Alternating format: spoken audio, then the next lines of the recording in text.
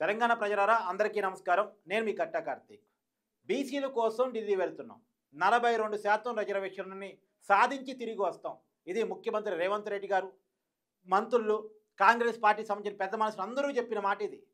ఢిల్లీ వెళ్ళారు, ముఖ్యమంత్రి గారు వెళ్ళారు, 80% మంది క్యాబినెట్ మంత్రులు వెళ్ళారు, ఎమ్మెల్యేలు వెళ్ళారు, ఎమ్మెల్సీలు వెళ్ళారు, కార్పొరేషన్ చైర్మన్ వెళ్ళారు, కాంగ్రెస్ పార్టీ పెద్ద మనుషులు అందరూ వెళ్ళారు. సరే, ఎంపీలు ఆల్రెడీ ఢిల్లీలోనే ఉన్నారు. అందరూ కలిసి ఢిల్లీ జంతర్ మంతర్ దగ్గర ధర్నా కూర్చున్నారు. పెద్ద పెద్దగా నినాదాలు చేశారు, ధర్నా చేశారు. రేవంత్ రెడ్డి గారు ఒక గట్టి ఉపన్యాసం ఇచ్చారు. మళ్ళీ తిరిగి వచ్చారు. వచ్చాక ఇప్పుడు ముఖ్యమంత్రి గారు చెప్తుంది ఏంటంటే, ఢిల్లీ పోయి ఇచ్చిన తర్వాత ముఖ్యమంత్రి గారికి అర్థమైనటువంటి తత్వం ఏంటి అంటే, ఇక రిజర్వేషన్లు సాధించడం సాధ్యం కాదు, ఇక రిజర్వేషన్స్ రావు. ఇది నేను అంటున్న మాట కాదు, మీరు వినండి. ఎన్నికలు రిజర్వేషన్లు అనేదానికి ఇప్పుడు రాష్ట్రపతి దగ్గర పెండింగ్ ఉన్నది కాబట్టి ఇవన్నీ చర్చలు. ఎన్నికలు ఎవరు నిర్వహించాలనో, ఎన్నికల అధికారులు ఎవరు నిర్వహించాలనో అది తెలుసు. రిజర్వేషన్లు రావు, వస్తే గవర్నర్ గారు ఆమోదిస్తాం. మా పరిధిలో ఉన్న బిల్లులు, శాసనసభ ఆమోదించిన బిల్లులను గవర్నర్ గారు ఆమోదిస్తే పంచాయతీ లేదు. ఆ బిల్లులను ఆమోదించకుండా రాష్ట్రపతి గారికి గవర్నర్ గారు రాష్ట్రపతికి పంపించింది కాబట్టి ఇప్పుడు ఈ చర్చ జరుగుతున్నది.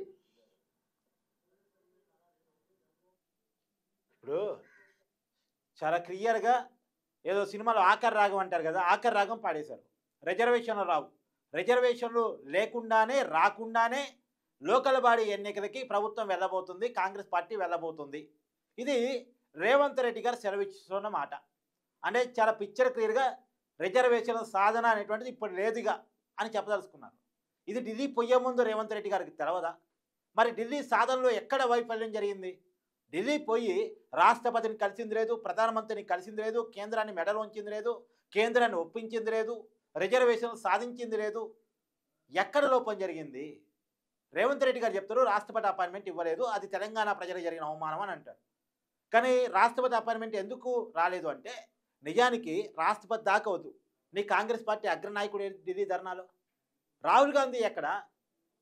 రాహుల్ గాంధీ కాంగ్రెస్ పార్టీ మొత్తం దేశవ్యాప్త ఎంపీలను పట్టుకొచ్చి నీతో పాటు ఇక్కడ జంతర్ మంతర్ దగ్గర ధర్నా కూర్చొని తెలంగాణకు సంబంధించిన బీసీల రిజర్వేషన్ అంశాన్ని రాజ్యాంగంలో 9వ షెడ్యూల్లో చేర్చాలని కనుక డిమాండ్ చేస్తే అది మోడీ గారి చెవులు దాకా వెళ్తాయి.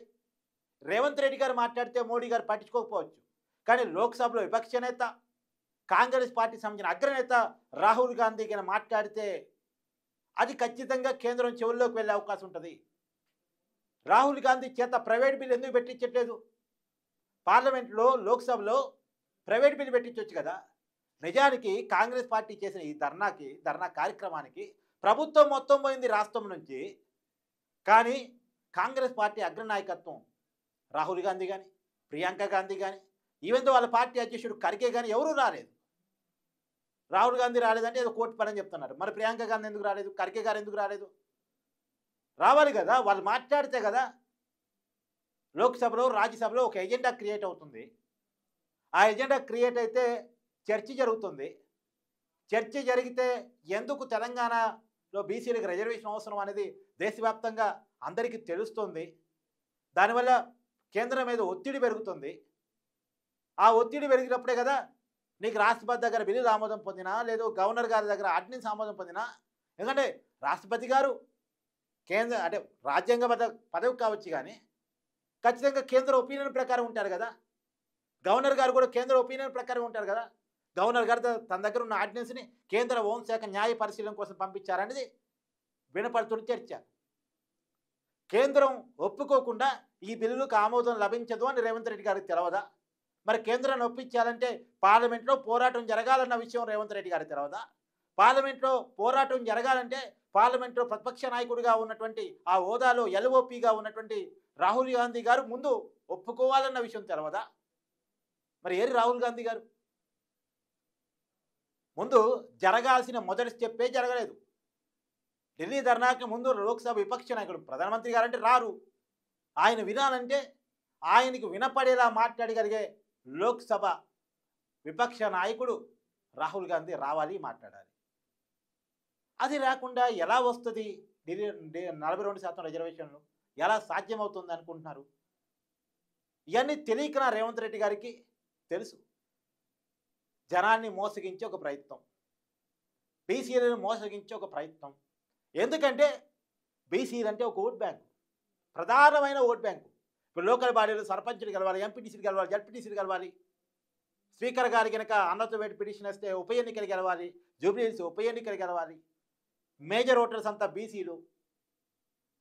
బీసీలను మోసం చేసే ఒక ప్రయత్నం తప్ప ఏం కనపడుతుంది? దీంట్లో చిత్తశుద్ధి కనపడుతుందా? ముందు కేంద్రం ఒప్పుకోవటం, మోడీ గారు ఒప్పుకోవటం, రాష్ట్రపతి గారు ఒప్పుకోవటం ఇవన్నీ పక్కన పెట్టండి. నీ పార్టీ అగ్రనాయకుడు నీ డిమాండ్ ఒప్పుకుంటున్నారా? ఎందుకని రాలేదు? రేవంత్ రెడ్డి గారు అంటే నచ్చక రాలేదా? కాంగ్రెస్ పార్టీ తెలంగాణలో సరిగ్గా పనిచేయట్లేదని రాలేదా? లేదు అంటే మీరు ఇస్తున్నటువంటి నినాదం వాళ్ళకి నచ్చలేదా? బీసీలకు 42% రిజర్వేషన్ అనేటువంటిది. మామూలుగా రాహుల్ గాంధీ గారి మీద ఒక ఒపీనియన్ ఉంటుంది. ఆయన కొద్దిగా బడుగు బలహీన వర్గాల విషయంలో కొద్దిగా పాజిటివ్ ఒపీనియన్తో ఉంటారు, వాళ్ళకి అవకాశాలు దక్కాలని ఆలోచిస్తూ ఉంటారు అనేది ఒక ఒపీనియన్ ఉంటుంది. కానీ ఆయన ఈ ధర్నాకి రాలేదు అంటే దాన్ని ఎట్ట అర్థం చేసుకోవాలి? నిజానికి గతంలో చాలా చర్చలు జరిగాయి. తెలంగాణలో ఏ కార్యక్రమం జరిగినా సరే రాహుల్ గాంధీ గారు కానీ ప్రియాంక గాంధీ గారు కానీ రావట్లేదు. వీళ్ళు పిలుస్తున్నారు కానీ వాళ్ళు రావట్లేదు. ఎక్కడో హైకమాండ్కి ముఖ్యమంత్రి గారి మధ్య గ్యాప్ ఉంది. తుంగతుర్తిలో రేషన్ కార్డుల పంపిణీ కావచ్చు, పాలమూరులో రైతు బంధుకు సంబంధించినటువంటి ప్రోగ్రాంలో కావచ్చు, అంతకుముందు తెలంగాణ ఆవిర్భావ వేడుకల్లో కావచ్చు, ఇలా రకరకాల కార్యక్రమానికి రకరకాల సమయాల్లో పిలిచినప్పటికీ కూడా రాహుల్ గాంధీ గారు రాలేదు, ప్రియాంక గాంధీ గారు రాలేదు. మొన్న ఖర్గే గారు వచ్చారు, గట్టి క్లాసులు తీసుకున్నారు. ఇది ఎక్కడో హైకమాండ్కి ఇక్కడ ఉన్నటువంటి కాంగ్రెస్ నాయకత్వానికి మధ్య గ్యాప్ ఉంది అనేటువంటి చర్చ. సరే, అది నిజమా కాదా మీ పార్టీ మీ ఇష్టం, మీ పంచాయతీ. కానీ ఇది ప్రజలకు సంబంధించిన పంచాయతీ, రాష్ట్రానికి సంబంధించిన పంచాయతీ, బలహీన వర్గాలకు సంబంధించిన పంచాయతీ. మరి దీన్ని ముందుకు తీసుకెళ్లాల్సిన బాధ్యత హామీ ఇచ్చారు కాబట్టి, కామారెడ్డి డెక్లరేషన్ ఇచ్చారు కాబట్టి మీది. మరి ఆ బాధ్యతని మీ అగ్రనాయకత్వం మీ భుజాన పెట్టుకొని మేము పార్లమెంట్లో దీన్ని ప్రస్తావిస్తాం, పార్లమెంట్లో ప్రైవేట్ బిల్లు తీసుకొస్తాం. నిజానికి వాయిదా తీర్మానం ఇచ్చారు కానీ వాయిదా తీర్మానం చర్చకు రాదు కూడా అంత ఇదిగా.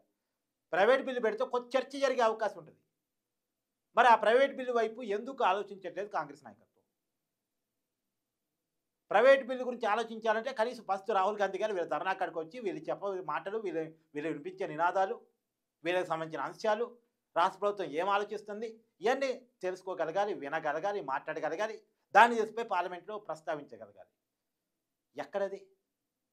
అంటే మొదట్లోనే ఆ పొరపాటు కనపడుతున్నప్పుడు, ఆరంభ శూరత్వం కనపడుతున్నప్పుడు దీన్ని ఎలా నమ్మాలి?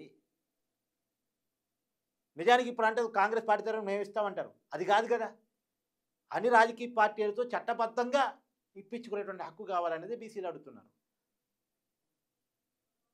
ఏదో భిక్షగా కాదు, హక్కుగా కావాలనేది బీసీలు అడుగుతున్నారు. ఒక బిల్లులు కనుక ఆమోదం పొందగలిగితే, రిజర్వేషన్లు కనుక 9th షెడ్యూల్లో పెట్టించుకోగలిగితే, కేవలం రాజకీయాలకు సంబంధించినటువంటి ఈ ఎన్నికల్లోనే కాదు, రేపు రాబోయే అన్ని విషయాల్లో కూడా బీసీలకి 42% రిజర్వేషన్ వస్తుంది. అది చదువుల్లో కావచ్చు, ఉద్యోగాల్లో కావచ్చు, ప్రతి దాంట్లో 42% వస్తుంది అనేటువంటిది బీసీలు అడుగుతున్నమాట. దాని కదా రేవంత్ రెడ్డి గారు అంటే ఇష్టం లేకుండానే బీసీ రిజర్వేషన్ అంశాన్ని ఏదో ఒక ఓట్ బ్యాంక్ పాలిటిక్స్గా ముందు తీసుకెళ్లే ప్రయత్నం చేస్తున్నారు తప్ప దాంట్లో నిజాయితీ చిత్తశుద్ధి లేదు. కాదా? మరి ఎందుకు కాంగ్రెస్ పార్టీ అగ్రనాయకత్వం ఇక్కడ రాలేదు చెప్పానండి. సోనియా గాంధీ గారు, ప్రియాంక గాంధీ గారు, రాహుల్ గాంధీ గారు, ఖర్గే గారు, మీనాక్షి నటరాజన్ గారు కాదు కదా పార్టీ హెడ్, దీపాదాస్ మున్షి గారు కాదు కదా పార్టీ హెడ్. వాళ్ళు మాట్లాడితే మోడీ గారి చెవులు దాకా వెళ్ళదు కదా, పార్లమెంటు దాకా వెళ్ళదు కదా, పార్లమెంటు స్తంభించదు కదా. ఏది ఏమైనా ఇంకోటి ఏదో అంటారు, ఇంకో మాట కూడా ఏదో ఉంది. जंतर मंतर में ड्रामा चल रहा है भाई, हम ड्रामा कर रहे हैं। बीआरएस बीजेपी वाले खुदकुशी कर लेके, सुसाइड कर लेके जंतर मंतर में धरना कर दे कि अगर रिजर्वेशन दिलाए तो शहीद बनेगा।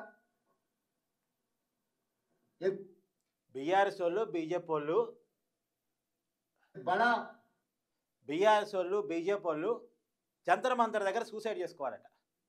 ఎందుకు? బీసీలకు సంబంధించిన రిజర్వేషన్ విషయంలో చిత్తశుద్ధి లేదు అని.